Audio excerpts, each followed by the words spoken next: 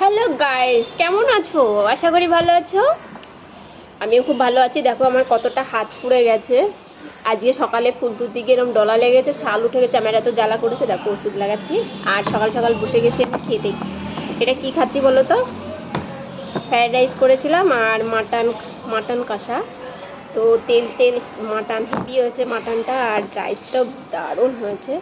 তো আমি সকাল সকাল বসে গেছি খেতে। কে কে খাবে চলে এসো, হেভি টেস্টি হয়েছে। আমি 3-4 বার খেয়েছি, তো আবার ইচ্ছা করছে, আবার খাচ্ছি।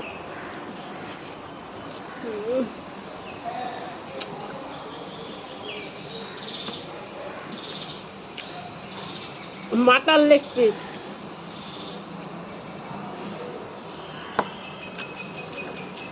হেভি টেস্ট হয়েছে।